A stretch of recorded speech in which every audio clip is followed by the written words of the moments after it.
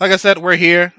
Geeky Nerdy Show, Geeky Nerdy People. We're live every Thursday on twitch.tv/ConMenRDW, usually at 7:30 Central, but we're making some special accommodations. So this week we're live at 6 p.m. Central Standard, but it is 4 p.m. in the West Coast because he's in the past.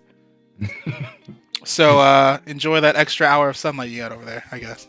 So it's about to go away in like an hour. It's pretty neat. It's already gone over here. We're in the darkness. Okay, so how's it feel to be one of the first black time travelers out there? You know, it's cool. Now I understand why when I was on the East Coast, why people want to give you all the lottery numbers and whatnot. So, dude, that makes sense. That actually is pretty cracked. Actually, that's pretty crazy.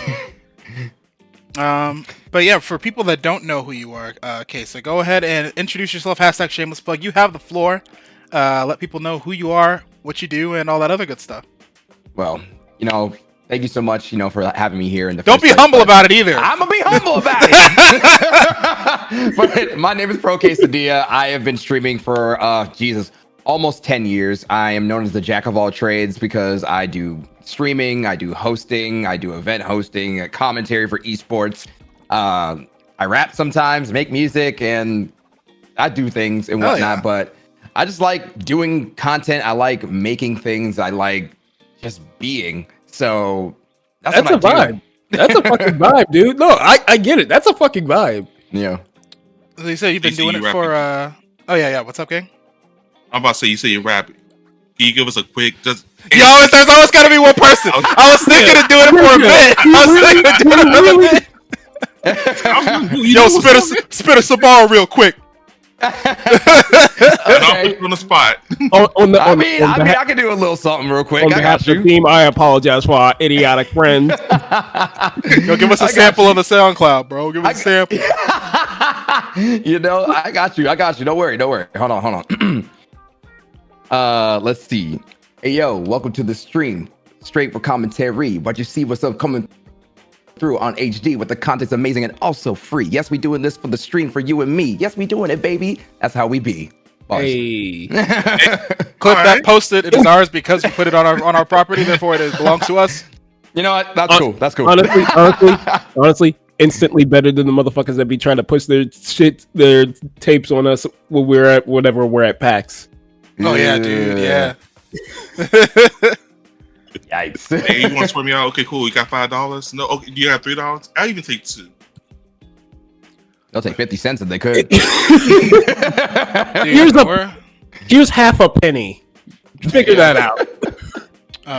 But yeah, it seems like you do a lot more than just a regular. Well, literally put the variety in variety streamer for sure. So what got you started on your creator path here, basically? It all started back in college. I was in community college when I was like 20 years old. A friend of mine, Fats, who's actually streams on Twitch as well, also works for Twitch. He told me about Twitch in general because I was like, yo, you want to go hang out? And he goes, nah, man, I got to go home and I got to go stream on Twitch. I was like, what's streaming? He goes, nah, I just play video games and whatnot. I'm like, video games? For people? Then I go watch, and that's how I got into Twitch, and I started streaming Smite for like the first 4 years of my career. Oh, you poor bastard! You played a MOBA. I played a MOBA. Hard Says the League of Legends person. I don't know what you're talking about. I don't cosplay from League. You are a dirty lion. We all know that. But yeah, I pretty much started from there, and then I just never stopped, and it's been great. Mm-hmm. But you already gamed a lot already in your free time. So what made you? What had it stick to you where you were like, I can stream in front of people and bring that personality to it? At first, it wasn't even just I was a very introverted person. Well, I'm still kind of introverted. I don't like going outside, but introverted extroverts we are. Yeah, right. Omnivert, I guess. But yeah, it's mostly just I just wanted. At first, it was just I will. If people can make money off this, I'm broke. I need a few dollars. Mm-hmm. But then it started to just be I like video gaming. I like meeting new people. I like being able to go to different because of streaming. I actually went to my first event, which was the launch tournament for Smite back in 2014. Ooh. And that was well, that's not technically true. But even then, I went to PAX East before then. But even then, I was this is more. I'm putting myself out there as a creator. I'm actually getting to meet people hey, this is what I do this too. And I get to hang out with other people who play this game as well. And then it just kept growing from that. So you started like figuring out like, oh, this is more than just playing video games. There's like opportunities and all that other good stuff. Exactly. Yeah, for sure. Yeah. Yeah, that's kind of pretty much like how I got into it as well, like content creator journey. I started back in like 2012, right when I got out of high school. I was doing it with a friend, and it was just pretty much I grew up on like Travel Channel, G4, Attack of the Show, all that other stuff, and just Yep. and every single time I watched geeky nerdy stuff on TV, my dad would be like, "There's always white people doing it," and he was like, "You have to be the like a black person in this space because I don't see none of them. You keep watching all these white guys, you gotta be a black person in the space." And then to expand time, we are now at a place where there's so many of us in the space now. Like we even had like the Black Hokage. He was on G4 when that was a thing back in a couple of years ago. And like all the other black creators that are out there, yourself, us, like all the other people that are even like bigger than us, like all those people, there's so many out there, right? And just the fact that also I got into content creation because I wanted to basically share my love for geeky nerdy stuff with people that can't get out to these events like anime conventions, gaming conventions, and just other things like that, but also just sharing my thoughts and feelings on the things that I enjoy also in like my own little pocket of the internet too. So that's why I do what I do. But definitely like everyone has their own different reasonings and different ways they get into it. I know like Mark, he does his cosplay. He has his own pocket of the internet as well. Thank you so much for the follows, everyone hanging out watching. Appreciate it. And then also we got King 2 Darks in here as well. He did it like pretty casually, but we picked him up and now he's working with us. He's been able to go to conventions and he even got to like interview some people at PAX as well. So the fact that we're at a point now with content creation where there's so many doors that open now for you just for doing what you like to do. Even if from like a casual level, just being a person that I'm like, I semi-consistently post online like what I like, and I'm just flipping it and people seem to like it, and then like that just gets you so many doors open for yourself. Like I'm in the Ubisoft creator program and Capcom creator program. I saw you're in those programs as well, amongst other things. But it's just the things that you can get into now, just liking video games and anime and all that other stuff is so crazy. So yeah. And then like you said, I was gonna say, especially with the fact that how far out it can reach out and bridge now too. Even there's basically a game for everybody from every walk of life now, which is something that we did not get the chance to really see growing up. It was always kind of like the same type of games, but now with the big boom of indies, it's everybody. Doesn't matter if you're what nationality you are, what part of the world you're from, what walk of life you have. There's always a game that's going to be played to you. I actually have a fun question here. What is content creation and streaming genuinely mean to you? Like, what is your? I'm trying to find a better way to word it. If you had to like explain it to somebody who doesn't know what it is, like what is it? Not even that. Like, what is your flavor? Like, what is it that you want to bring to the market to streaming? Because, like as David said, his inspiration was his dad telling him that we need more people of color. For me, I genuinely wanted to create a space where like people come, like you remember those days back in the day, like if you were one of the people to just go somewhere after school, play some games with some friends and whatnot, just like kick it on the couch, hang out at the spot, that's the space I wanted to create and make people feel welcome regardless where they are. Like, what is content creation and streaming mean to you? Like, what is your flavor of streaming? What is you get what I'm trying to say? I get it. I get 100%. It's a very like kind of loaded question because for me, I would say the main bridge of it is like kind of the same thing, like you said before, is that you don't see a lot of us in these spaces. You don't know how many times people have come to my stream, especially when I'm playing some like different types of games. Like when I started playing Smite, I had people saying like, "Yo, a black person who plays Smite, dude, that's awesome. I like to see that." Or when people like to say like, "Oh, you play Final Fantasy?" Dude, I didn't know that people like us that play Final Fantasy because I play Final Fantasy. I like to bridge that gap that, hey, we all play these different video games. We're not the majority that's seen that are playing these games, but we're here. but I want to bring that out of people as well. Like, you don't know, like my friends could tell you that I'm always trying to get people to play Final Fantasy 14 because yeah. Join the line of all our friends that are trying to get us to join the ranks, bro. Yes, Listen, trying so hard to get people to play them games, man. It's just like the fighting game retirement home is 14. Fighting game retirement. You know what? That's true. That's true. I like that. But like, nah, it's just like I like to be able to like bridge the gaps of just like, hey, we play these games, or like, hey, we're also interested in these games, but we want to be in like the hosting limelight or the commentary limelight, or just be in any other space. There's, like you said, there's very little of us here, but you know, with the change and the rise that's been going on the past couple of years, like there's so many of us are now doing these things. Like you said, the Black Okage, Curious Joy. There's so many people out there who are just doing some great stuff out here. And I'm just like, look at this. POC's out here doing some great stuff. And we all have the same love for gaming and nerddom. Mm-hmm. Mm-hmm. And even like you said in the beginning too, like it started off, I'm pretty sure like a lot of people start off on that mindset where it's like, you can get paid for this? And then it's like, but then it expands once you get more used to the space. And also, you like I said, you see what doors it can open. And it's like, you can get paid for this, but, and then all the other things. But then also, of course, you've been putting so much work into it too. Like you told us, you're full-time on top of a full-time IRL job. And even if like there are monetization opportunities and stuff, that don't just show up. You got to like actually put in the full-time work on top of the full-time work. With all the extra like glamorizations that come with it, like I'm my own like editor, personality, tech support, like all those other embellishments, right? And even chat's just like how do you juggle all those balls at the same time? Paul? Yeah, that was actually gonna be my question, because actually I want to ask that question and add one too. So, like David and Mark have mentioned, I'm fairly new. I'm kind of like Dusty new in terms of coming into the world of content creation. I started off streaming last year, and now, like you mentioned, with yourself being not only having a full-time job, but also, as you were telling us, basically stream just about every day, which I still that gives me nightmares trying to even think about trying to do something like that. It takes a lot of willpower. Now, not only how do you get yourself the motivation to go do a typical 9 to 5 and then come home and stream, but also, what do you say to people who want to kind of pierce through the veil of starting to do content creation, but just really don't know how or where to start?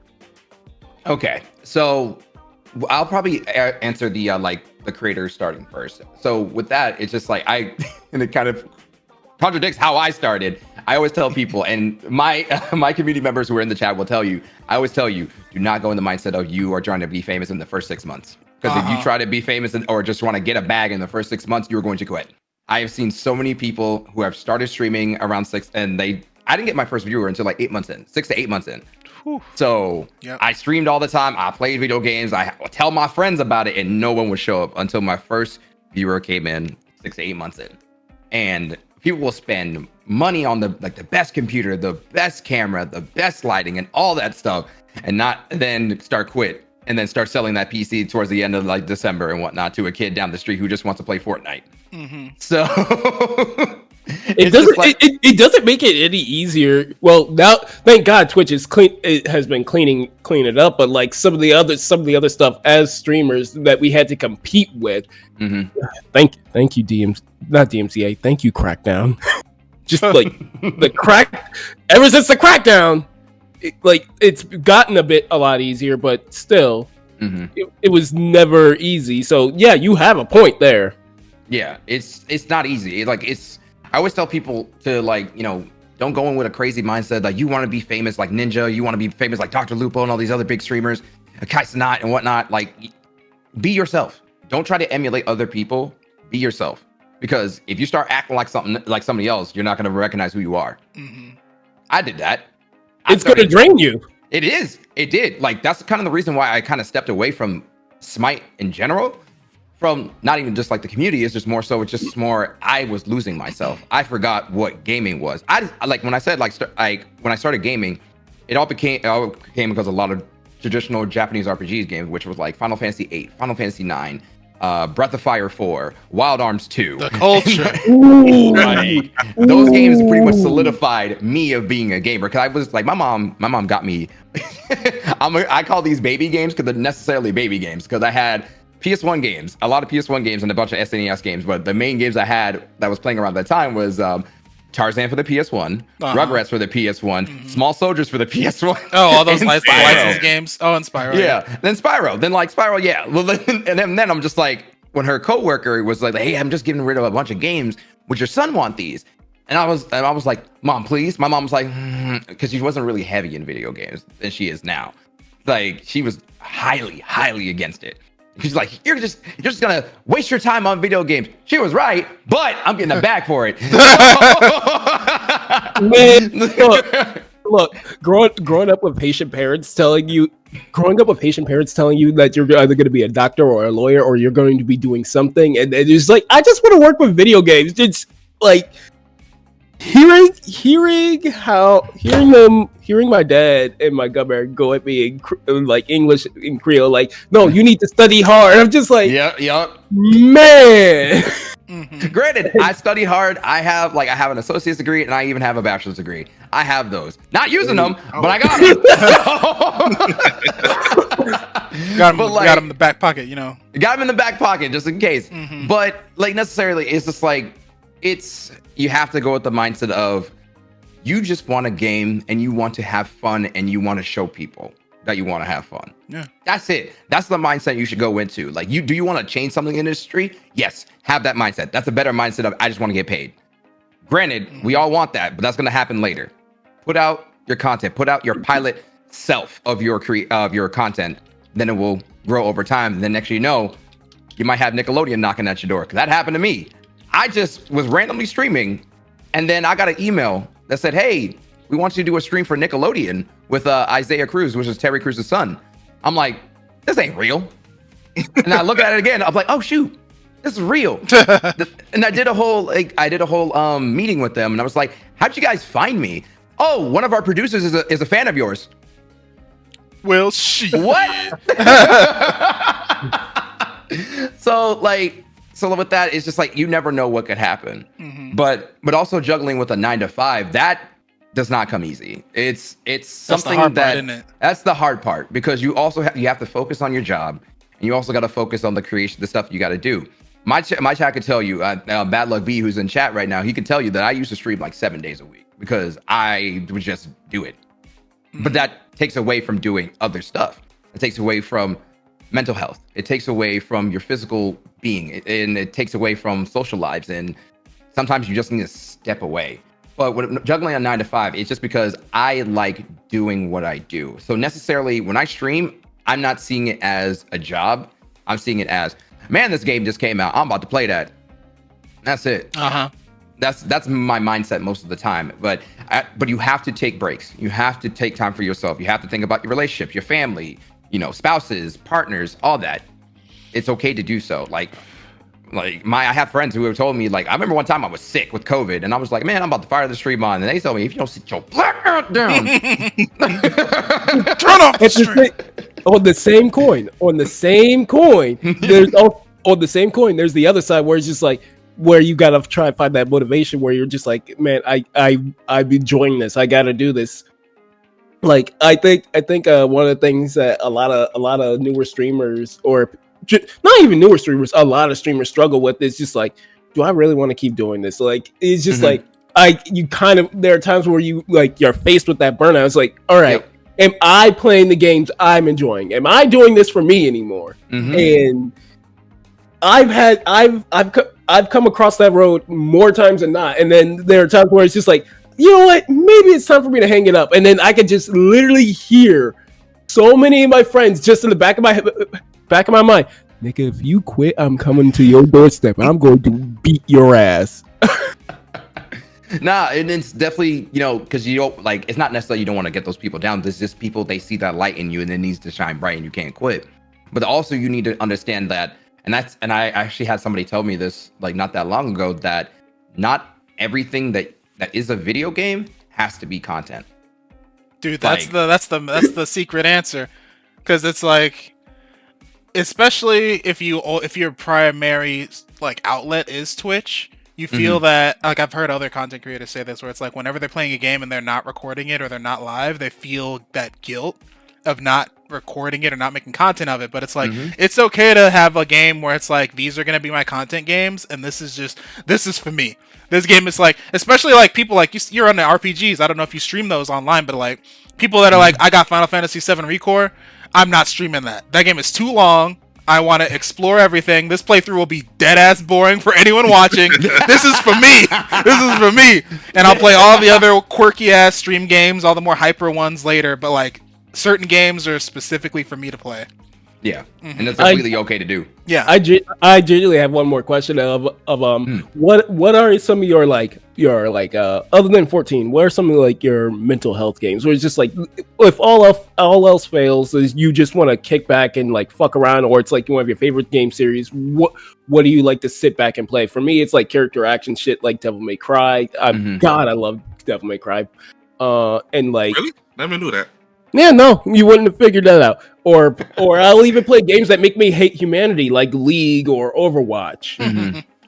Yeah, but I have like a few games, like obviously Final Fantasy 14, but there's also like, games like, for people who don't know, like I'm a huge Persona fan. So I'll play Persona games off stream. Like I did the original P5 on stream, and that was because I just wanted to play the game. Not necessarily for content, I just wanted to play it. And if you guys want to watch me play it, cool. If you don't, cool. That's all right. This is for me.